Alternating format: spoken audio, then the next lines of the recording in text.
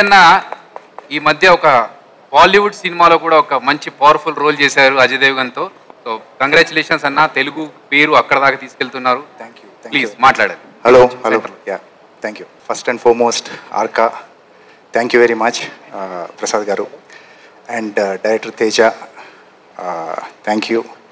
Web సిరీస్కి వచ్చేసరికి సినిమాలో ఎట్ ద మోస్ట్ 3-4 సీన్స్ ఉంటాయి మామూలుగా maximum. When it comes to web series ఒక త్రూఅవుట్ క్యారెక్టర్ చేసే ఛాన్స్ ఉంటుంది. వేరే యాక్టర్ గెట్స్ టైం, కొంచెం టైం తీసుకొని క్యారెక్టర్ని రిజిస్టర్ చేసి ముందుకెళ్ళే అవకాశం ఉంటుంది.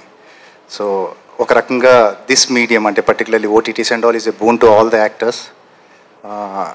అంటే ఒక ఆల్టర్నేట్గా ఒక స్పేస్ దొరికింది, ఒక ప్లాట్ఫామ్ దొరికింది యాక్ట్ చేయడానికి అంతా కూడా.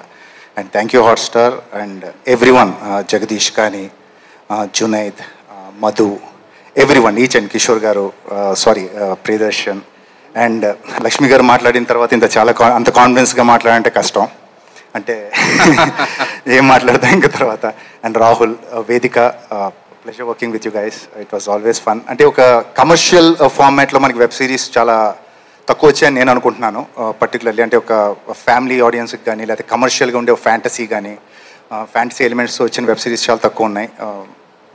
ప్రాబ్లీ తెలుగులో అయితే ఇదే ఫస్ట్ అని నేను అనుకుంటున్నాను పూర్తిగా on web series on these platforms. So yeah, ఇంత ప్రసాద్ గారు అన్నట్టు కన్ఫర్మ్గా చాలా బాగుంటుంది అండ్ నేను 100% నమ్ముతున్నాను. ఎందుకంటే మేము చాలా ఇక్కడ యాక్టర్స్ అందరు ఫేసెస్ చూసి తెలిసిపోతుంది. ఎనీ అంటే ఏ వెబ్ సిరీస్ అన్నా కానీ ఫిలిం కానీ ఏదైనా అకేషన్ వచ్చినప్పుడు కలిసినప్పుడు వాళ్ళ ఫేసులు చూసి అర్థమైపోతుంది హౌ గుడ్ ద ఇదనేది. Full credit goes to Teja for this. Thank you thank you అండి. నాకు మీ మీద చాలా కోపంగా ఉంది. ఎందుకు? మా సీనియర్ అయిన యక్షిణిని వెళ్ళనివ్వకుండా చేసింది మీరే కదా? నేనేం చేయలేదండి.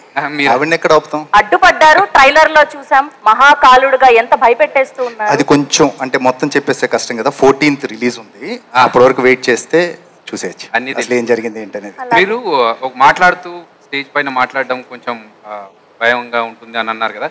డైలాగ్స్ మాత్రం మీరు బాగా చెప్తారు కాబట్టి ఒక డైలాగ్, మహాకాల్ డైలాగ్. సంవత్సరం పైన అయింది లాస్ట్ టైం చేసి. యా బట్ అన్ని పవర్ఫుల్ డైలాగ్ అయితే కాదు, సంవత్సరం పైన.